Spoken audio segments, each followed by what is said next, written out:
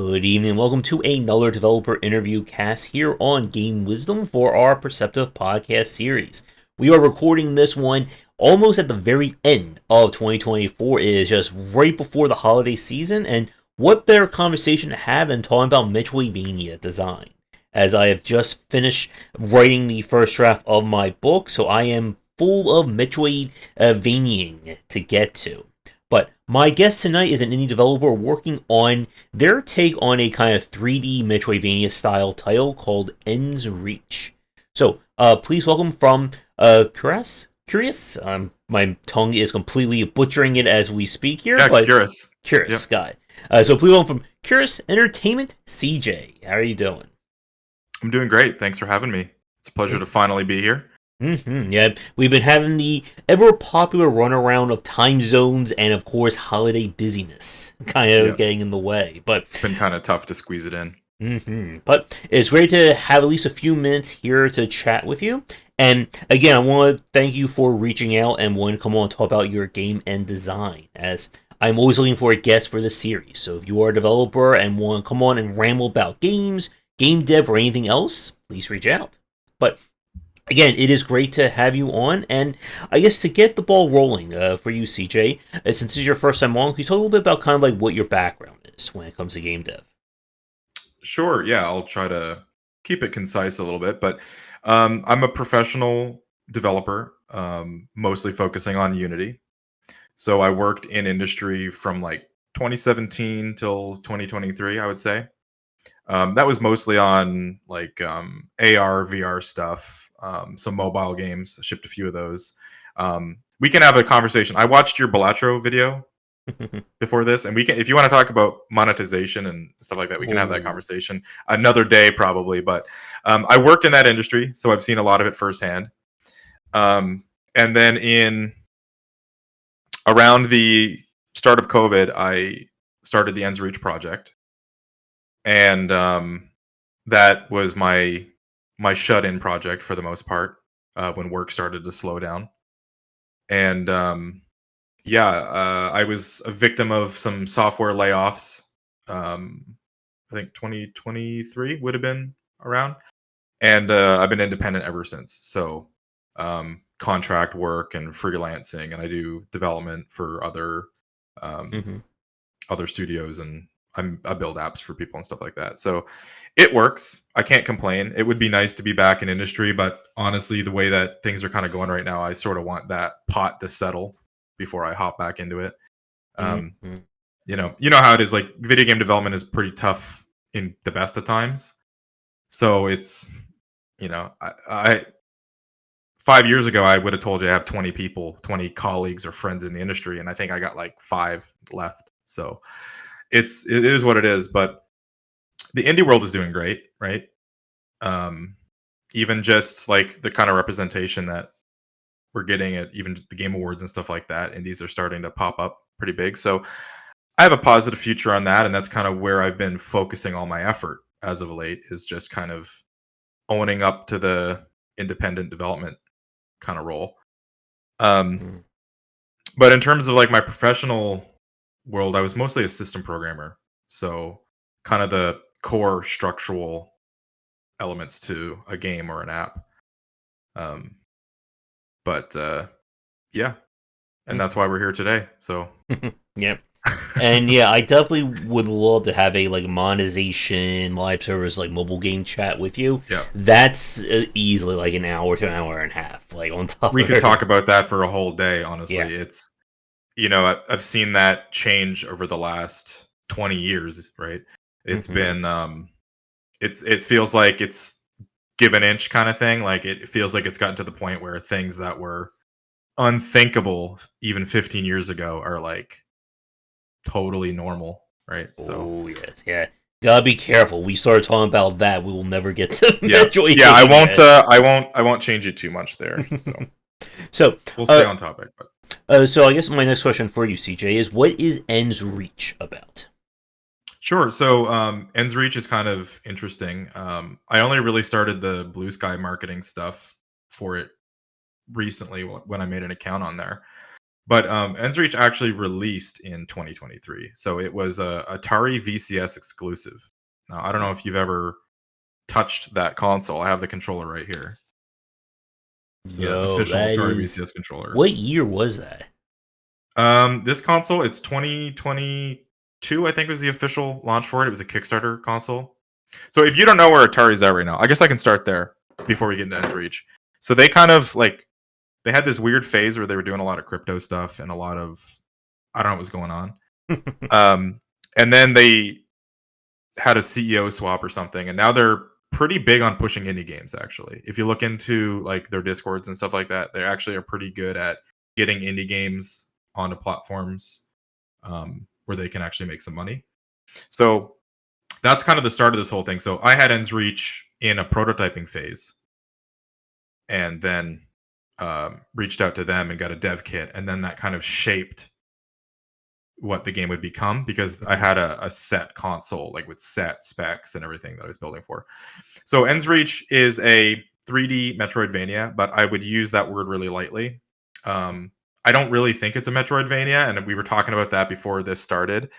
It was meant to be, right?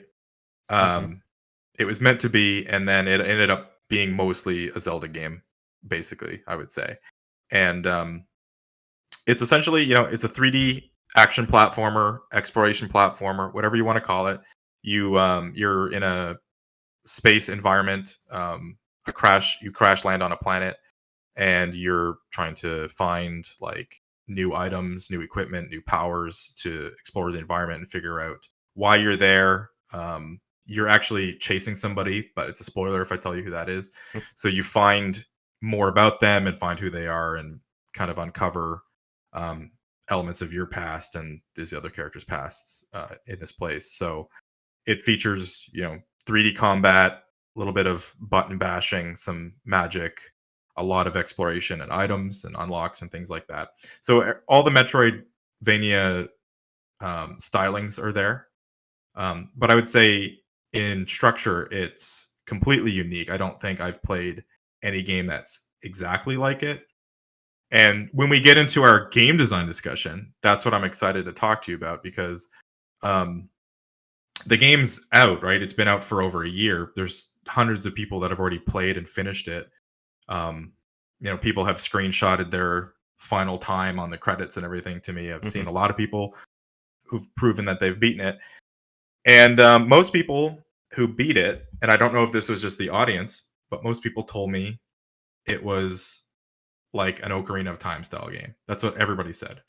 And because it was exclusive for that console, the like best, I guess, sort of feedback that I got was people just said like, you made the Atari's Ocarina of Time. And I was like, okay, that's cool. But yeah, so it's like the rough summary of it. And the version that we're talking about is the one that's coming to Steam and PlayStation 5 next year, early next year. So, Right. Yeah, and I guess with developing Ends Reach, like besides like reaching out to a tour about, like what kind of attracted you to like the design in the first place? well, basically, like this is a kind of game I've always wanted to make. Like since I was like 5 or 6, like I've always wanted to make a 3D adventure game where you're like finding items and solving puzzles and all that sort of stuff. I've wanted to do it for ages. So I guess when I finally had the financial runway to support developing a game, I had to think about what I really wanted to make. And single player games, are definitely, I think, the safest thing for an independent developer to do. So I just pulled out the old ideas, stuff that I've been thinking about for 15 years, just started writing and started building. And I guess since we've been kind of dancing around, like talking about like Metroidvania design again, let's rip the band-aid off and get to like I guess like the big question then. What is kind of like your definition of a Metroidvania? Because as I said, I just finished writing my book, so my brain is still in Metroidvania mode. You're probably in the trenches still. So for me, a Metroidvania game, I think, really boils down to there being an organic component to the items and the abilities and everything, and the world itself. Mhm. So I think it's a game where you're exploring, and there's obviously like areas that need traversal abilities, or maybe just a key or whatever. But there's some sort of organic nature to it, because like Doom, for example, has keys and doors, right? But it's not necessarily a Metroidvania. It's just like a labyrinth, right? And you can play some Metroidvanias that they just feel like a labyrinth because there's not um they feel like Chip's Challenge or something. I don't know if you remember that game, but you're Oh, just yeah. like, remember Chip's Challenge, you get like boots and then you can walk on ice and all that. Like those things are there in that game, but I wouldn't say Chip Challenge is Metroidvania, right? There's like that Mhm. organic quality that's kind of missing there. Um and so like I had recommended when you were doing the Lost Crown, and I agreed with your assessment of it that it's mostly a platformer. Mhm. But I think the reason why I liked it is because the traversal kept escalating, right? Like the Mhm. platforming was the best part of the game, and I Yeah. think that's what they focused on. And so every time you get a new ability, it makes the traversal more complicated and more challenging and more fun. And I felt like that process was very organic. Like areas that you could never imagine traveling through in the early game suddenly are trivial, or you Mhm. know that sort of thing. So I think the organic level design is a very important part of what makes a Metroidvania special. And the biggest hurdle that I ran into with my game, and why I think it's more of a Zelda like, is because I kind of struggled to bridge that gap when I was building the game. I think I had too many ideas. Mhm. And so I ended up being more in the Zelda kind of camp, where there's like a clear progression through the game, and less of a organic kind of figure it out with new abilities kind of thing. But I would say that's my definition of it, and I know that it probably changes a lot. There's probably a way to narrow it down as well. But like when I think of the best ones, I think of ones where like I'm getting more powerful, but that changes my relationship to the world. Every time I get a new ability, it changes my relationship to the world itself. I don't think combat is necessarily a focus of them, although it can be, certainly. But like when I think of like when I play Super Metroid these days, like I blitz past half the enemies, right? Like I don't engage with the combat as intended all the time. So Yeah, and I think like your definition is similar to mine in terms of kind of like this organic growth over the game. So what I kind of settle on is that from all the ones that I've played, it seems like Metroidvania tend to focus on 1 to 3 different like core aspects in terms of their growth. You have again mhm. combat, unlocking new moves, new weapons. You have movement, double jump, dashing, teleporting, whatever, and then the act of exploring the levels. Being able to Yeah, see in dark areas, swim, survive heat, survive ice, stuff like that. But I think the ultimate thing about what separates Metroidvanias from other games is that sense of like mechanical growth. That there has to yeah, be how the player engages with the game has to change. It can't just be, hey, I have a sword. Now I have a bigger sword. Now my yeah. sword, has lightning on it. Or again, like something like trying to think of some examples recently. Let's see. My brain is like going through like 10,000 different Metroidvanias, but Mhm. like, oh yeah, I remember one. You mentioned earlier Chip's Challenge with the idea of having keys. I remember when I played the Strider remake. This was, I think, like 5, 6 years ago, maybe even longer than that. And a lot of the powers just like, hey, you can now open up the blue door. Now you can open Yeah. up the red door. Okay, like what does that actually like do? Oh, I just saw a good one. The difference between Blasphemous 1 and Blasphemous 2. I don't know, have you had a chance to play both games or one or the other? I haven't played 2 yet. Okay. I've played 1, but I'm still yeah. Okay. If again, like, if you remember Blasphemous 1, a lot of the items you find are simply there to just change like a very specific context in the world. Like that one that reveals a little like it was like those like little like wisps in the air that turned to like a platform. Like something like that, I would consider it to be more of a key because it's not giving you the ability to jump anywhere. It's just saying, hey, Yeah. in this one specific area, you can now jump on this platform. And like to Mhm. me, that's not really an example of a Metroidvania upgrade. I was Yeah. just remembering this game. I can't believe I forgot about it literally at the 11th hour finishing the book last night. But there's a series called Supraland, Supra Land, Yep. and they are just some of the most like mechanically dense Metroidvanias I think I've seen. Maybe this side of like a La Mulana or a Hollow Knight. Like they just really go all in on. Okay, we give you the power to magnetize your character. Now you can, magnetize up metal walls and fling yourself by reversing the magnetism. Now we're gonna make puzzles around that. Now we're gonna make Yeah. puzzles on top of puzzles on top of puzzles around these Mhm. elements. And like to me, that is a really a good example of Metroidvania design because, to your point that you said earlier, that a lot of games, even like the Zelda style games, I like kind of keep it very basic. It is very much this case of okay, I get ice boots. Now I can walk on ice. Go to the ice level. Okay, now I get fire boomerang. Now Yeah. I can throw fireballs. Go to this dungeon. Whereas, like, some of the better ones, I was saying about this the other night, that there are some Zelda games that could kind of, like, finagle themselves in the Metroidvania category.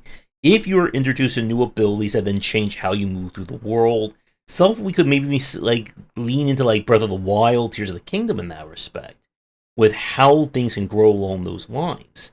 But Yeah, that's a good point. Yeah. it's still I'll put a pin there because I want to go back to what you just said, all but right. continue.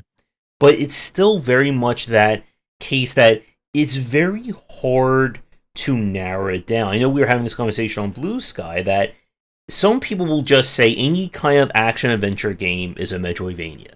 A Mhm. God of War, an Uncharted, a what was it, Darksiders, you name it. But it's still, I think there has to be that sense of organic growth. There has to be something that is changing how the player experiences the game from, 5 minutes in, 50 minutes in, 5 hours in.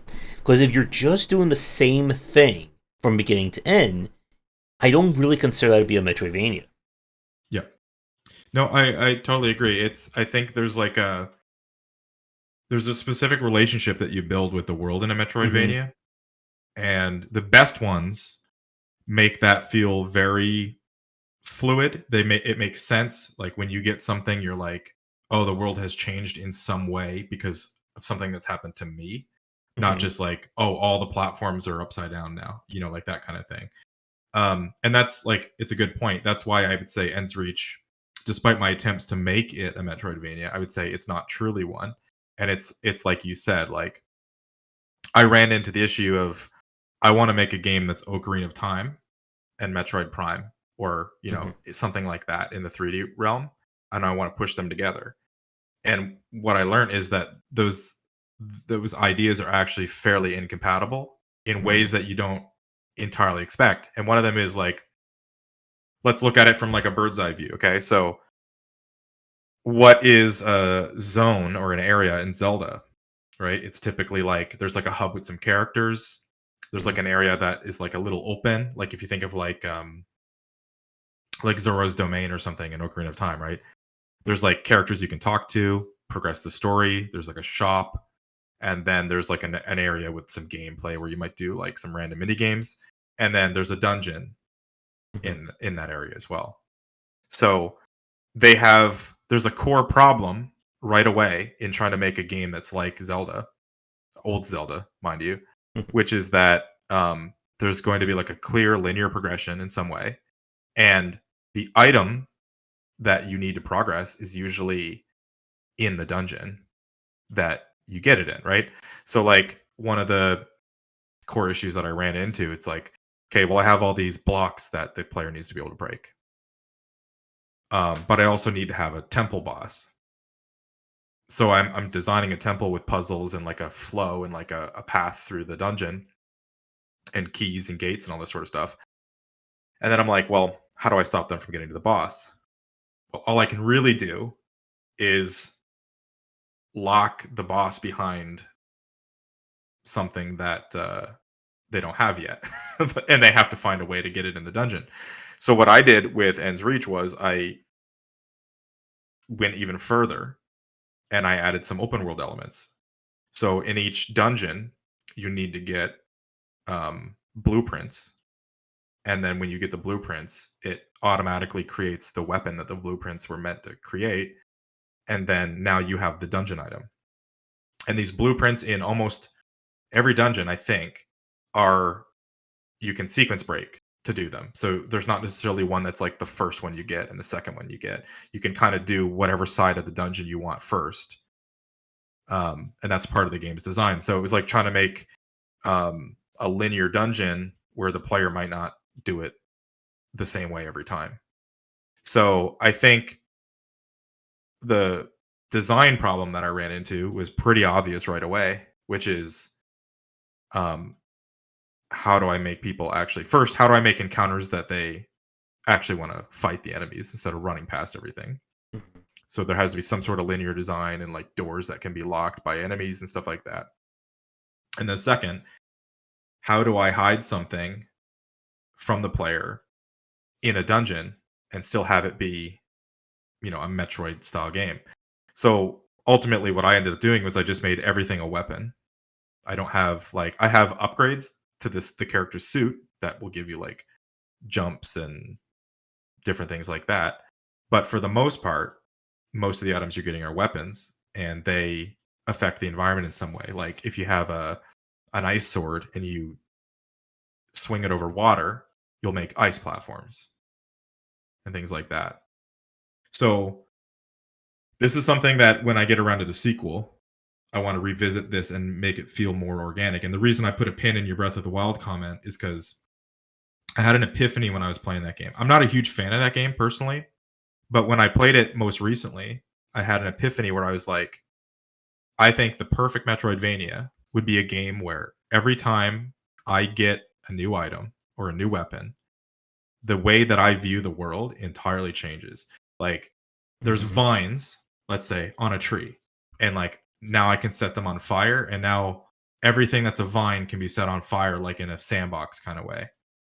And then that's going to change you know, now suddenly there's like areas that I can go back to and burn vines, but it's not like a scripted event. Like in Ends Reach, they're mostly scripted events.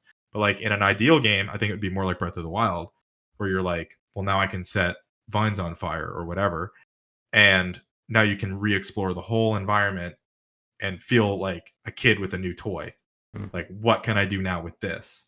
And that's when I came to that conclusion about the organic nature of the game, because I realized about 2/3 of the way through this game's development that I felt the environment was actually quite static, Mhm. and that most of the things that people still enjoyed it. Like I got really positive feedback on the exploration and everything, but I think the people who were playing it weren't like coming at it from being huge Metroidvania fans, which is kind of why I mixed the messaging on like how I market it, because I feel like people who like Zelda, old school Zelda, will probably have a more positive experience with it than somebody who's coming straight from like Hollow Knight, where there's clear differences there. Um, but that's why you brought a really good point. Like there's kind of a sandbox organic quality to a really good Metroidvania where you're like, there's a reason why people like to break these games in subsequent runs, right? It's because you get a new ability that is fun as hell to use, and you're like, I'm going to use this everywhere. What can I do with this? Can I double jump up this? Can I, kick off this wall? What can I do? And that kind of freedom and that creativity feels really fun, and it makes these games fun to replay as well. So I think that's where the clear difference is for me, for sure. Mhm. And what you just said about how people are enjoying the game despite not being a true Metroidvania, this was something that I was writing about the other night. That I think what makes Metroidvania design so tricky is that a bad Metroidvania with a good combat system or good game mechanics is still a good game. Like Yeah. you can have a game that is like very linear, very set in its ways, but if it feels good to play, most people are not going to care. Again, you'll have Mhm. people who they'll come onto the Steam forums or whatever and say, "Hey, you said this game's a Metroidvania, but I don't get any upgrades. What the hell is wrong with Yeah. you?" But conversely, you can have a game that has really good Metroidvania elements, but let's say it's horrible to control, it's very frustrating to fight. People will still say that's a bad game. Like, you could have done a better job on the Metroidvania side of things, but a bad game is still a bad game at the end of the day. Mm-hmm. Yep, and I think that's why, like, especially with single player stuff, like, we're getting into the really nitty gritty stuff when we talk about this, and like the average player, I don't think necessarily does this. So, like, you know, if you're making a video game and you pin it in a genre like I kind of did here, where I said it's like a 3D Zelda or Metroidvania, I think in my case, it's more of telling the customer, like the informed customer, who's like, you know, probably somebody like you that like plays a lot of Metroidvanias, you at least know where my head is at or what my intentions were as a developer. It's more like a context, right? It's like how I say I'm in a rock band. It's like to give you a little bit of context or expectations of like where my head's at or what influences I might have had. But then you find out I'm in like a black metal rock band and I'm like, you know, I'm completely like corpse paint and blast beats and stuff, and it's like, well, that's not what I was expecting, but at least you have a general idea, like there's going to be guitars, there's going to be drums, that kind of thing. So it's I think that's like, I see a lot of games labeled as Metroidvanias that I wouldn't consider one, but then it's like, well, who am I really to judge? Maybe their influences are on Metroidvanias and they just messed up, right? Because that's I wouldn't say I messed up, but I'd say my game is more aesthetically Metroidvania, because I went with games like Metroid Prime for the aesthetic, and the way that items look and the way that the environment is built, and I went that direction. But ultimately, I would say I built a 3D Zelda. So yeah, and I think like to that point about like which Zelda games could be considered Metroidvania and which ones cannot, like that was the thing that I was struggling with, because there are plenty of games out there where you can kind of see that organic growth of a Metroidvania design, despite not being anywhere remotely considered one. I was thinking of kind of like the open space genre in a sense, in that that's a genre that's just basically about here's a universe, go. And you can do whatever you want with it, you can progress however you want. And there is that kind of growth over what you can and can't do. What kind of ships you buy, what kind of gear you put onto it. And again, like, this would not be considered Metroidvania. Like, I don't think there's any, like, open space fan who would consider their game to be in the same realm as a Metroid or a Hollow Knight. But the organic progression, I think, does have some, you know, trace DNA elements to it. And when we look at some of these Zelda games, like, I don't know if I would consider, like, the very first Zelda game. I mean, maybe the first, maybe the second one would be a little bit closer, but the first Zelda, I don't think would be, like, anywhere near Metroidvania. Like, you're not really... Again, it goes back to the idea you're just getting keys. Okay, you can blow up specific walls with your bombs. It's not like, okay, you can blow up anything you want. Like, we're not getting into, like, Red Faction territory. Yeah. Whereas maybe something like A Link to the Past could be a little bit closer in that respect. Closer for sure. Yeah, definitely closer. I think Majora's Mask is one that I think there's definitely a conversation to have there, because, you know, Link goes through so many more literally transformations, but there's so much more like character evolving stuff.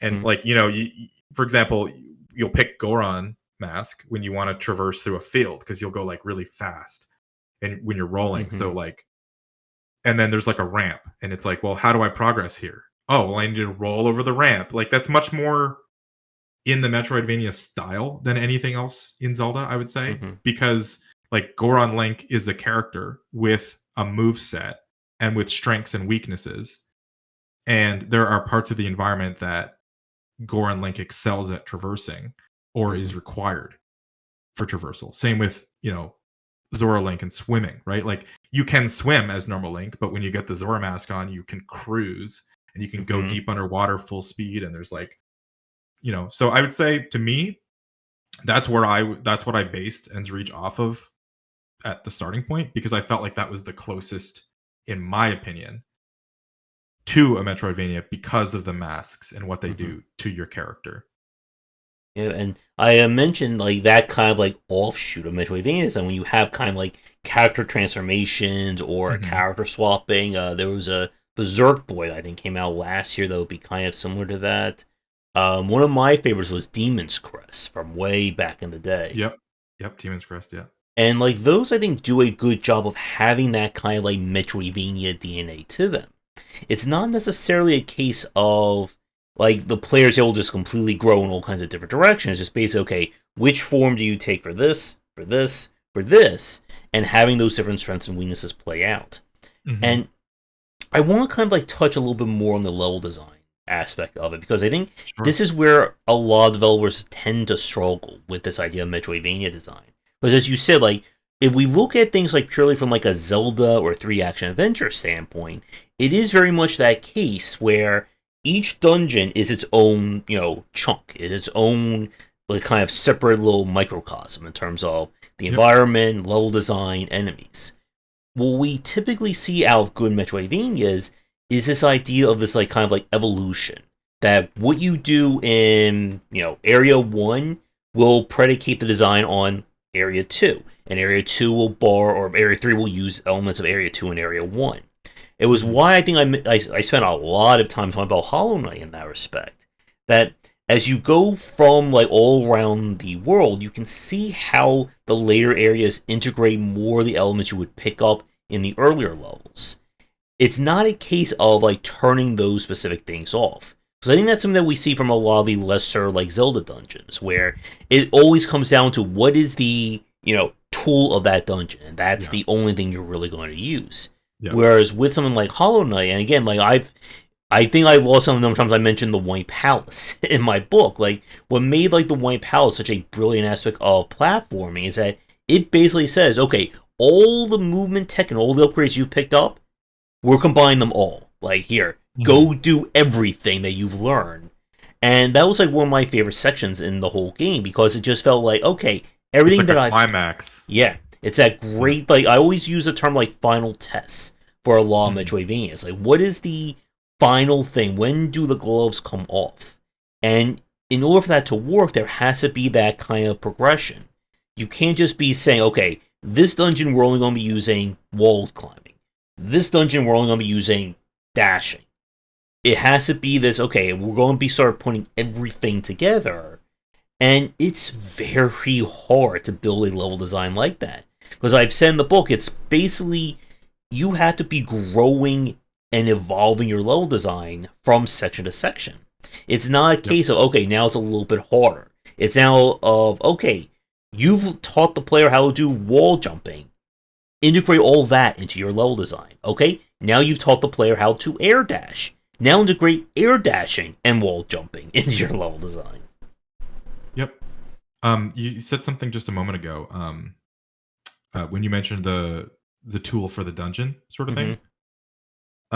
That's exactly what I'm talking about. With Zelda, though, most of the previous tools that you've unlocked are like a knowledge-based thing. Because there's certain enemies that are like, oh, this enemy is easier to defeat if you use the bow, or if you use the hook shot, or if you use the boomerang. Because they all have like a specific utility, right? Like the boomerang will collect an item from far away, like a piece of heart or a Skulltula token or something, right? Or the hookshot will stun enemies. Like they have like a permanent utility throughout the whole game. But they also end up just being a tool that you mostly use the first time you get it. At least in the dungeons, right? Like later dungeons don't typically expect you to like mix and match your items too much. Like they will. Like there will be a room where it's like clearly you use the hook shot here because there's a hook shot object on the wall, so obviously you use it. But like, they're not going to layer and layer and layer and layer. Every item becomes like you have to use it, and then later on it's just something you can use. Yeah. And I think like a really good example that I was replaying was the Messenger, and how that one introduces new movement tech and new items, and then again it kind of forces the player to start mixing and matching them all up. So you get the power of a grapple hook. Okay, not only can you grapple to specific points, you can now grapple to enemies. You can grapple to walls. Now combine that with your ability to get infinite jumps by smacking enemies. And it's that idea again that it's constantly growing. Like the game has to grow along with the player. Because if it doesn't, then the player just feels like, and this was something that I felt with a lot of the lesser Metroidvania, is like, okay, you give me all these cool powers and tricks and all that, but I'm still doing the same jumps. I'm still going through the levels the same way. This was one of the issues I kind of had with some of the aspects of the Lost Crown, where the level design is so kind of like railroad or so kind of fixed in terms of what they want you to do, you can't really like kind of go outside of the exact path to get through these sections. Like the either like the area is so wide you can do additional jumps or dash tag, or it's a bunch of walls and ceilings, so you can't kind of circumvent. Like it's not really built around. Okay, I beat this normal way. Now I can crush it doing anything like that. It's okay. I beat it this way. Now I gotta do it again and again and again. Like there's no deviation from that. Yeah, no, I agree 100% on that. I think what I liked so much about that game was it had a very old school dedication to its gameplay design. Mm-hmm. Like they would come up, they would show you something, and they'd be like, "Look at this cool technique that you should do," and then like at 2 hours down the road, you're like, "Okay, now you have to do that while shooting the bow and doing this, and then reversing time." Like they committed so well to like everything we've given you. It's like the point you brought up before. It's like every ability we've given you, you're going to have to layer more and more and more into it. And like now I just did the DLC like a few days ago for that game. And I was like, yeah, they really want me to use everything, reversing time, jumping back, doing all this sort of stuff. And that to me, it felt like a good ROM hack almost of like a platformer where they just wanted me to like eke out as much skill as I could for some of these sections without it being like Kaizo kind of stuff. It wasn't like ridiculous. Like it felt very fair, but I felt smart every time I beat a segment of the game. I was like, oh yeah, that was really cool.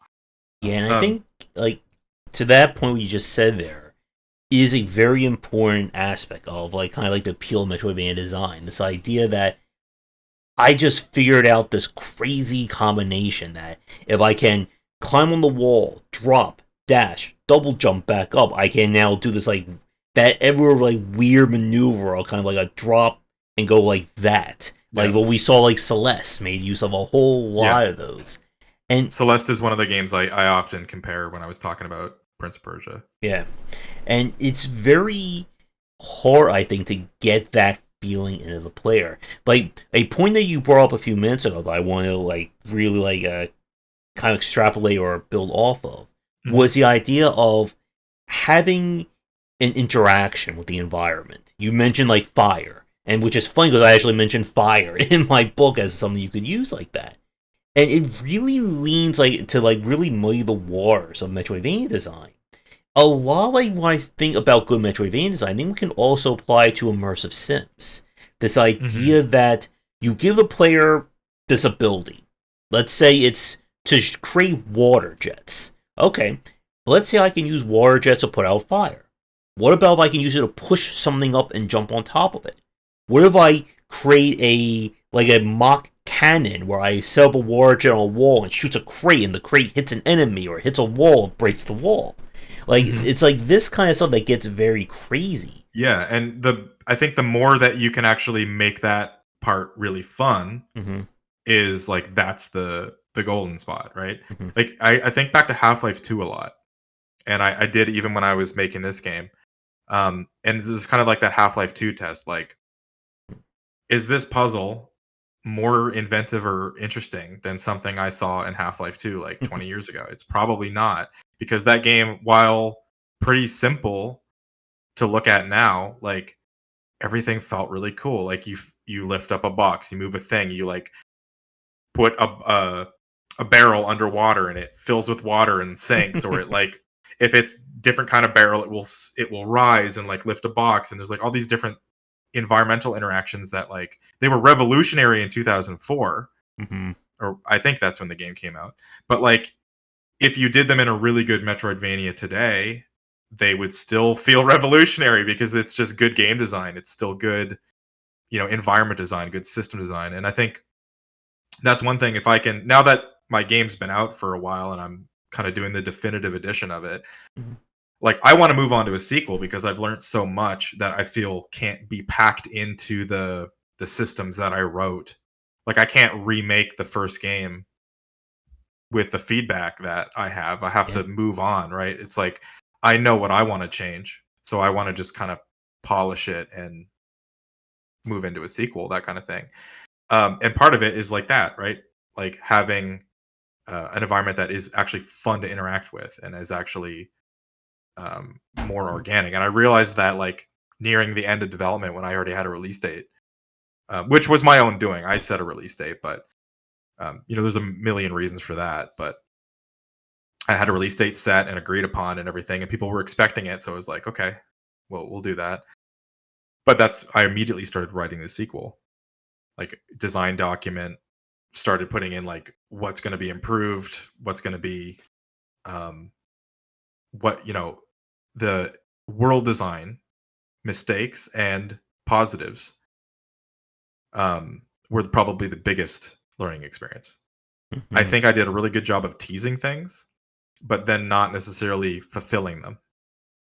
Mhm. Like teasing a lot of things, but then when you finally do it, it's kind of like, oh, that was like a one off or a two off, Like, Yeah. oh, I can freeze water now. And you only use it in like one or two areas. And I know as a player, that doesn't feel great. And Mhm. I know that as a designer too, but you know, finishing and releasing a game is just so hard. Not to make excuses, but Mhm. it's really hard. So at some point you just fall in love with the game as it is and you're like, whatever, it's you only use the ice freezing twice. Cool, whatever. Yep, and to that point, it's also why some of the larger Metroidvanias take years to Mhm. actually be released. I was bringing up Owlboy, I think, being 10 years, and I think Yeah. Iconoclast was Yep. 8 years of development. Because it is very much that case of, okay, if you introduce a player this cool, crazy new power, how do you fit that in? And again, like, that is not an easy question to answer, and you can do like simple stuff like in like a La Mulana situation. Okay, you give the power to now breathe on the water. Okay, how do I fit that in? We'll just add more water sections. But if you Yeah. give the player the power to like Axiom Verge to like phase through walls and ceilings, how do you design that the entire game to make use of that? And to that point, it's also why for a lot of these games you kind of almost have to like redo your level design. You come with some kind of crazy new mechanic, 70% done through your game. You have to then think, okay, how does this fit within everything else that I've done? And Yeah. it's that crazy thing about how like, if you look at something like Hollow Knight, it looks very simple.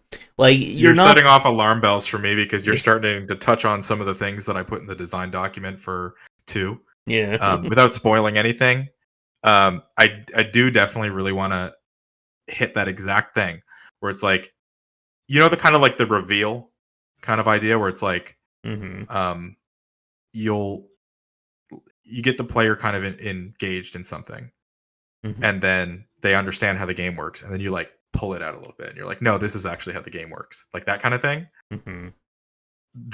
I feel like that's kind of the next step for like a really good Metroidvania too. It's like you get somebody really comfortable in engaging with this world, and then you like pull it all back a little bit, and you're like, no, this is actually how it works, and you were experiencing the game in kind of a small way, and that's like you said, like phasing through walls, like in Axiom Verge. Okay, I can phase through walls. Well, now that's like such a big reveal to the game. You're like, so wait, now not even geometry matters. Yep. And it's again why double jump is such like a like mem- uh memorable upgrade for these games. It's the idea of, Mhm. wait, you're now telling me I can now do 2 jumps in the air?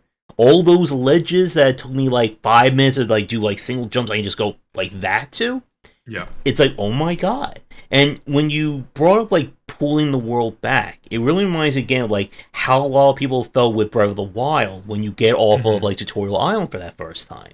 And it's like Yep. that feeling, I think, is very hard to capture, but you know it when you see it in a lot of these Yeah, Metroidvanias. you're so engaged. Like in Breath of the Wild, I think that's what that game does best. Is you're so engaged in these like tiny little things. Like I need to get peppers to make this soup so I can whatever. And then the game is like, okay, so you just spent like 4 hours doing this. Now look, you're gonna have like another 200 hours to go figure out more of this stuff. That's like a really good example. I actually had a question for you. So a lot of the games that you mentioned in this so far have been 2D games, right? Do you feel like the 2D, like a lot of the design principles that you would consider to be like best practice or just good, do you think that they're mostly being done in the 2D space at the moment, or is there a good example you'd point to in 3D? Because I can explain why I think 3D is harder after, but I'm curious to hear what you have to say about that. Yeah, I think 2D has been kind of the MO for a lot of Metroidvanias. Like, I kind of referenced in the book, a lot of traditional Metroidvania design is 2D because I think it kind of affords that sense of upgrades a lot better than the 3D space. Because 2D games are typically very reflex driven, so you get that very like mechanical feel of them far more than you would in a 3D. It's a lot harder, I think, to make 3D movement engaging and still something that's not going, cause someone to get a motion sickness or vertigo from playing. So you can kind of layer things on a lot more in 2D than you would in 3D. Like the only like 3D Metroidvania thing I played that I think really worked well was a Pseudo Regalia that came out. I think that was last year because I actually still haven't played it, but it's in my Steam library. Yeah, it is. I think it does a great job, as we've said, of like layering on these different moves. So you get the power to wall run. Okay, now I can use every wall as a surface I can manipulate. You get the power to spin jump, which I don't think that's in that game, but I'll use as an example, like of a Mario. You get this power. Now I can layer this on top of this on top of this. And you mentioned earlier the act of sequence breaking, and I think that is another kind of like subtle aspect of good Metroidvania design. This concept of, okay, if I can extend my jump a little bit more, now I can clear these gaps. But let's say I can, extend my jump by doing an uppercut, like a Guacamelee style. Well, if I put that together with this, I can now do all this stuff like 20 to 30 minutes before, you get the actual official, air dash or uppercut jump. But again, it's that challenge of you really have to like think about every tool in your game as like this evolving entity. It can't just be, I'm going to have the ice shoes, so now I walk on slippery surfaces. That's all it does. Like your example of being able to turn like water into ice. Like again, like as you're saying that, I'm sure like for anyone listening to us, we probably have like 20 different ideas in our head of how could you use like manipulating water into ice into all kinds of crazy situations and puzzles. And that sounds great, but again, as I'm sure you're well aware, I'm sure anyone listening, how do you implement all of that into a game? Yeah, and I will say for anybody listening that's interested in game design, your biggest nightmare is always going to be QA, especially if you're doing it yourself. And so there's a lot of stuff where you're like, man, I could come up with the coolest idea ever, and then you just can't get it to work in a way that, like, back to the 2D 3D thing. I'll tell you why indie developers don't make 3D Metroidvanias other than the few outliers. Because they're so broken. Like, it is 3D movement is hard to get right. I spent probably 6 months getting my character to not get through corners and to not, it's like you have to do like the dash. The first time we ever had a real QA test, the guy could dash through corners. He could dash through, like, you know what I mean? So it's like the 2D games, there's a lot of like almost universal ways to code certain things, like certain collision things and certain things like Pseudo Regalia does have wall jumps, but a lot of 2D games, it's kind of like the check for doing a wall jump, like that kind of code is very well known. People know how to do it. You get into 3D and now you're dealing with so many more bugs. Combat is a nightmare because everything you add, it's like, well, now the enemies need animations that can be seen from every angle, and they need to be able to target find all around you, and they need to be able to like shoot missiles that track. It's like everything in 3D is a lot more brutal and a lot harder to QA.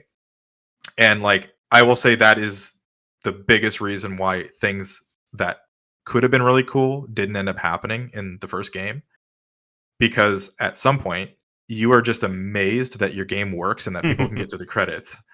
You're like, wait, you got to the credits and you didn't fall through any floors? Seriously? Awesome. That's insane, right? And 2D, while not necessarily easier in any way, because I think the bar for 2D gameplay is higher. I think people expect more from 2D games in terms of how they feel and how they control. But I think it's more known. Like people know how to program 2D games a lot better at this point. Yeah. And I'm just, listen, I don't want to dissuade anybody. If you're making a game, make your game, but 3D is like, it's rough. Yeah. And I wouldn't have spent this long on it if I had known. I think I would have done 2D first.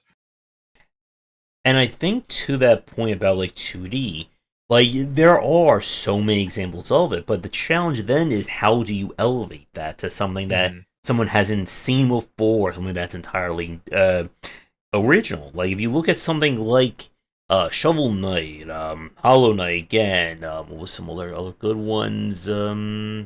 Let's see, we mentioned Berserk Boy. Like every year there are some really fantastic 2D platformers or 2D design, and then there's a lot of games that just feel like a lesser version of them. I have played a lot of like copycat Shovel Knight games. I played a lot of copycat Mario games. And like as you said, like the foundational stuff is out there. Like I'm sure there's an infinite number of tutorials about how to make a character walk from left to right in 2D. Yeah. How do you make jump work? But it's a different story. How do you make that feel good? How do you make walking from one end of the room to another engaging to a player? Yeah, I mean, how to do a double jump in a Mario style is like a first year programming assignment, right? Like and again, it's not to diminish 2D games because they're, most of my favorite games are like that. But I just mean it's like you said, it's all out there. And that space becomes more about innovation and how do you do something that's like never been seen before and you got it right the first time. Yeah. You know? And you mentioned Kaizo earlier. Like I still watch a lot of like the Kaizo people like on YouTube, and there are some just like ingenious concepts that people have made using Lunar Magic and Kaizo hacks for Mario. There's Kaizo hacks for like 3D games now, and it is like they're all still built on that same framework of SMB1 or SMBW, but again, it's an idea of how do we twist this into something that's different. It's about understanding mechanic so fully, like literally at its code level, at its mathematical level, you understand something so thoroughly that you can actually design it at its limit. And that's why I think modders are definitely like the best level designers and stuff in this whole industry. Like, and it's because most of them deal in tool sets that have been out for 5, 10, 15, 20, 30 years. And so they're dealing with like game design in some ways as at its most pure, because they're not concerned about their confidence coding. Like I'm a very confident programmer, but I'm not necessarily a confident game designer. So, and I'm not like, I do all the 3D and texturing and everything and all the music for my games, but I wouldn't say that I'm good at those things. Like I did it right. Like I did enough to get a game finished, but I wouldn't say that I'm good at those things. But like somebody who's a Kaizo ROM hacker or a modder or like a Counter-Strike mapper or something, like those people have an established game that they understand very well, and they can spend decades refining their skill because they don't have to worry about the profit motive of like this game has to be out in 2 years or whatever. So some of the best designers in this entire industry are unpaid in their grandmother's basement making like the best maps and the best puzzles you've ever seen. And they do it for these really small communities sometimes. But those are like, if you really want to get some good ideas, those are the people to look for, the ROM hackers and stuff like that. It's insane. Yeah, like this year I looked at stuff from the CAC Awards from the Doom modding community. Yep. We played what was it? There was this Quake mod that came out. It's like this Eldritch Lovecraftian horror, ultra difficult mod for Quake. And I heard after the fact that they said that the person who made it, like, hasn't even really played Quake all that much, and they still created this like insanely detailed title. My one of my favorite games of this year is playing the mods for XCOM with the XCOM Okay. files and X Pirates. And like to what you just said, like these are projects made by people who are very, very intimate with these designs. Yep. And they know that their audience is not going to be some new person who's never heard of XCOM or they've never heard of Doom. They're making it for someone who has played and they've seen everything. So then it becomes that case of how do I take something that we all know and completely shatter it in half? My House.wad from last year, Yep. the Doom mod Yep. that really blew up, was very much a case of wait, you can do this in Doom? You can have like, you walk through a door and you're now in a completely other dimension. Because Yep. And people I didn't actually think. had a conversation about that really recently. How like the biggest reveal of My House WAD is that um, people who have played a ton of Doom mods and know the limits of that engine Mm-hmm. clue in right away that that staircase should have been impossible. So that for really experienced Doom players, that staircase that wraps around, Mm-hmm. things can't be under other things, right? In Doom. So that's the reveal for really experienced players. Mm-hmm. That's the weird thing. It's not the interdimensional stuff. The weird thing is like, wait, how did they get a staircase in here? This is something's not right. Yeah. So there's like different levels of understanding. I actually just recently had a conversation too about like metagaming as a concept. How like once you've played something for long enough and you have enough knowledge about it, it completely recontextualizes that game and you're not really playing it as intended anymore necessarily unless the developers also had that level of understanding. And so you get that a lot in the modding community or like in mapping and stuff where it's like, yeah, this map was designed knowing that the person could do this grenade trick. So like we put this grenade trick everywhere and it's mandatory, right? But like Mm-hmm. the original creators wouldn't have known that. So it's like a knowledge difference between the original developers and the people who have played that game for much longer than the original developers thought they would. Oh yes, especially with the Kaizo hacks when they actually like Hmm. really lean to the glitches you can make Yep. use of in SMBW. And that's, I will mention, that's one of the big challenges too that I think indie developers face nowadays is that a lot of us have this knowledge, like the Pandora's box is opened. Where like Mhm. I've done my own speedruns. I've speedrun plenty of games and classics and stuff like that. And like I've played esports stuff. So like I can't see a game from that like total innocence I had when I was 8. Now I have to worry Mhm. about, and it helps in a lot of ways because you are more aware of the kind of common things that you'll run into when you're developing a game.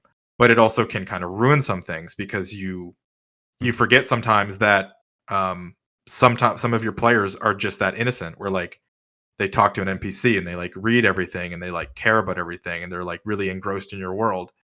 And if you design it to be like totally metagamed and all this sort of stuff, you lose an audience sometimes as well.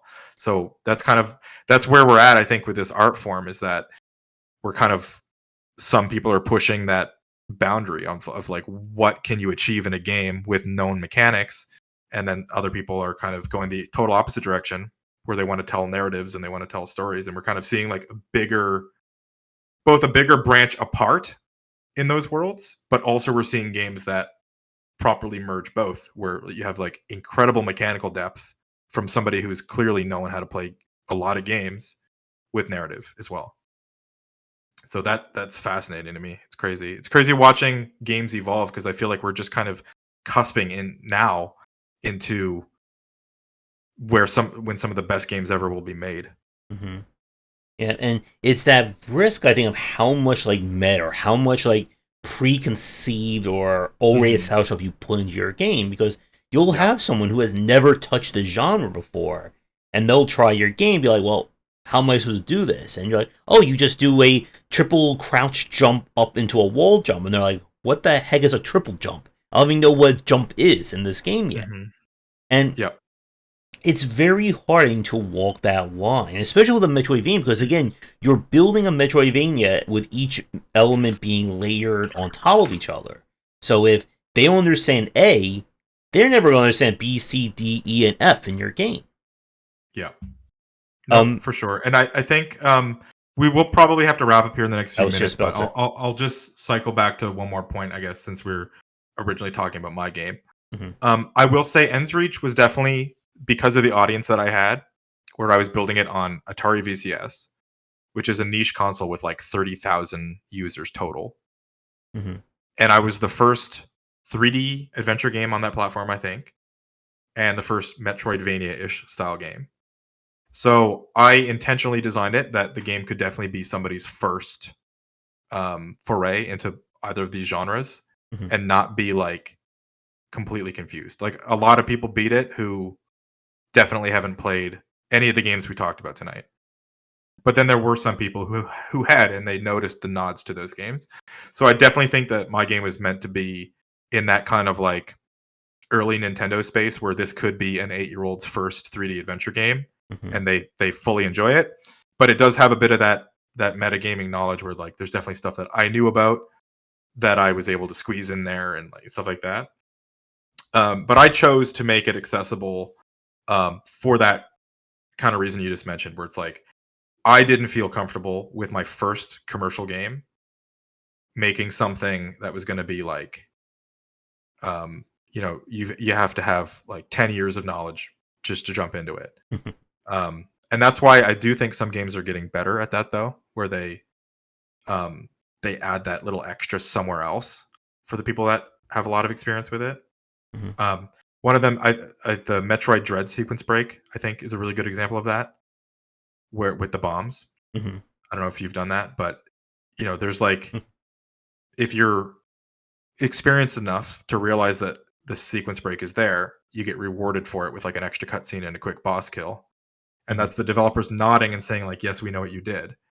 But I think that that's great because Metroid Dread is still, that could be somebody's first Metroid game, and they'll have a great time. But there's a couple nods here and there, and a couple sequence breaks that seem intended, and things that like an advanced player will appreciate. But that game, honestly, isn't like a super competent Metroidvania in the sense of like how it's designed. Like it's very linear, and it Yeah. guides the player most of the way through. I don't have an issue with that. I love that game anyway, but it's definitely like that game is closer to a Zelda game than I think it is a Super Metroid, really, like in terms of how it gives you things. And like if you go from playing Hollow Knight to Metroid Dread, it's like completely different worlds in terms of Hmm. like their design philosophy for them. Yeah, and like Metroid Dread, I still love that game. I got the big collector's box and everything, but that was a Metroid fan. Like that was me being like, this game that I've been reading about on game FAQs for like 30 years is finally coming out. Like seriously, like that was a very, even though again I wouldn't say it's like a super deep Metroidvania, it was a solid game Yeah. overall. I liked it, And like I but said earlier, like you can have a game that's a poor Metroidvania, but still a fantastic game, and people mhm. will not care that the Metroidvania aspects weren't the best in it. All right, since we are recording this in just before the holiday season, we're going to be wrapping this up in the next few minutes. But CJ, if we do come with any more Metroidvania topics in the future, we can certainly have you back on for who knows how many more parts on this Yeah, and conversation. I'm excited to have a little bit more of a conversation too after you've played the game, Hmm. because I do have in development builds that I'll be sending out to people just to get some kind of final, you know, nods of things that I can catch before the Steam release. Um, And and I think you'll have a lot to say, mhm. especially in regards to it's a finished game. So I think you'll have a lot to say about that. And if you want to build, reach out to me at any point, and we'll talk about that. But Yeah. And don't you worry, if there are any bugs you miss, I will find them. I will find that one bug you never thought was possible. oh yeah, So, I guess the final question I want to kind of ask you about to kind of wrap things up for our discussion tonight. This is the ever popular one when it comes to like game criticism that it seems to happen every few months. does the term Metroidvania need to change? Because this is something that I kind of posed at the end of my book. And what I kind of settled on is that I don't think the term itself needs to change, but I think what we define as a Mhm. Metroidvania has really changed over the past 10 It years. has, yeah. I think it's loosened a lot. Hmm. Um, I guess this is a conversation people have all the time when something evolves. Like this happens in music all the time. Like, you know, bands will come out and they'll completely change people's expectations of like what a certain genre can be or how an instrument can be Yep. played or whatever. And you're like, well, do we even call this genre anymore? Whatever. And I mean, I think for the most part, yeah, it could change. I don't know if it will. I think things that stick tend to stick. Yeah. Um, and if people like, I tried to avoid calling it a Metroidvania early, because I just didn't want to associate my game necessarily with properties that I have nothing to do with. Like, you know what I mean? Calling my game Metroid something like it just feels weird, I guess. But it seems to be the term that sticks the most and that people understand what they're looking for when they search it on Steam and everything. Um, I'm curious what terms you think replace it. I used like exploration platformer in early um, devlogs and stuff like that, which I just don't think people care about that term. I don't think Hmm. people know what it means, but I just still so I think like I always say like when someone tries to like change the term, I say, can you think of something better that is still yeah. unique and still drives home the point? In a lot of cases, it just doesn't work like that. And like Hmm. to your point about how like genres evolve, that was something that I saw with the roguelike genre, especially over the past 10 years, with kind of the Yeah. rise of roguelites, action roguelikes, the deck builders, and things along those lines. And like with Metroidvania, like, I was joking about it. Maybe we should just call them like Meldas, like combine like Metroid and Zelda into something like that. But it is like, and this is not going to be like a satisfying answer to anyone watching. But like the term Metroidvania has really become this case that it's so insular that if you're not familiar with the genre, you have no idea what we're talking about. But it's such like a like perfect definition or a perfect term to describe the game that we can't Hmm. really think of anything that I think works better than it. Yep. I think that's a fair assessment. Like, I don't know if I relate a lot of things to music because that was my Hmm. background before I got into making video games.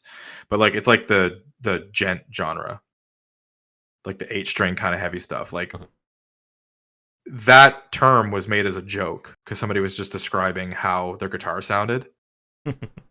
They're like, yeah, it sounds like it's like gent, like that's the guitar sound, and like that stuck. Like people now call they're like, yeah, we were in a gent band, and like to some people that's annoying as hell because they know it was never meant to be a music genre, Hmm. but it works, right? It's stuck. People Hmm. know what that guitar tone is. Like it's like the Yep. Doom Eternal thing, right? Like Doom Yep. Eternal is very genty, right? So it's like, and you know they it's stuck. So whether you like it or not, that's just how things work and how language evolves. And I, as much as I would prefer if we didn't call them Metroidvanias, personally, I don't really care. Like I know Hmm. what it means. If somebody says, "Hey, try out this Metroidvania," I know exactly what they mean. All the baggage that comes with it, and so it works for me. All right. So I think with that, we'll wrap things up for tonight. So, Hmm. for people listening to us, we are again recording this just before holiday break in 2024. So, for your game or whatever you're working on next, for Ends Reach, like, do you have an estimated time for when it will be out for people to check out on Steam? Yep. Q1 2025. January was my window to aim for, but things change. I mean, once it's launching on Linux and PC. Hmm. Linux was the original platform since that's what the Atari runs. So, you know, things change based off performance and based off um, what happens once we get it testing on a bunch of different computers. But that's when you can look for it, and you can already wishlist it on Steam, or you can give me a shout on Blue Sky. Um, yeah. And do you have any idea what you'll be working on next after the game is out? I think it depends on how well the game does. It did okay in its original release. Nothing you release on Atari is life changing, that's for sure. But like it did okay. If it did similarly okay on Steam, the PlayStation 5 version is the next step, which will cost me a bit of money just due to licensing and stuff like that I have to pay for. Um, it is already coming to PS5. That version is already in development, and I'm kind of waiting to base the Steam version as like the core for that. So PlayStation 5 version is the next major thing. But I would say Ends Reach 2 is the next big one. That's where a lot of my design chops are being used right now, and that's still in the writing and planning phase. And I do other games, smaller games as well. I usually try to release a game every year. But the games that I release every year are like much smaller. Like I did a small racing game just for the Atari community, just like a small like 12-track racing game with leaderboards and stuff like that. Just like smaller things to kind of expand my design experience so I'm not just looking at the same project all the time. I guess with that, any final thoughts on Metroidvania design, Ends Reach, anything to take us out on for tonight? No, well, first of all, I want to thank you for having me on here. It's always a pleasure. I haven't done an interview since the summer that Ends Reach came out, I don't think. And I'm excited to see what people think about it. The version coming to Steam is the definitive version. So like it's not early access. It's people have already beaten this game. It's already had hundreds of players and stuff like that. So you're getting a play tested game that people have already enjoyed. You're just getting the version of it that's got like an extra level of polish and everything like that. So I'm excited to bring it to a new community and to get. I'm also a little scared, right? Because on Atari I was like one of a kind, and on Steam I'm gonna be just another one of kind of. But that's when the real test is, and I kind of already know roughly what there was to learn from that game's development. So just kind of, I can't make an Ends Reach 2 if people haven't played the first one yet. So it's got to come out, right? All right. Well, I think with that, CJ, we'll end things for tonight. Again, thank you for reaching out. I hope you have a great holiday and a great new year. And best of luck with the finish line for Ends Reach. Yeah. Thank you so much. Do you have any social media you would like to promote? Twitter, Blue Sky, whatever? Yep. I can, we can just put the Blue Sky tag on your screen somewhere, I suppose. And that's like my primary social media right now. I do also have a Discord channel that I can send you the link to after for anybody that's curious to come in and talk with some of the people who've played the original game and play some of my other games. So yeah, mostly Discord and Blue Sky. I'm not active on anything else really. So all right. Well, I think with that, CJ, we'll wrap things up. And yep, after the whole New Year holiday season is over, we can certainly have that sit down chat about monetization. Yeah, I'm excited to have another chat, and that one will be a lot less positive, I feel like. Yeah. So. All right. So with that, we're going to end things here for this discussion. For everyone watching, thank you so much for tuning in. If you're new, do the YouTubing stuff. Check out the Discord and the Patreon. Buy all the copies of my book.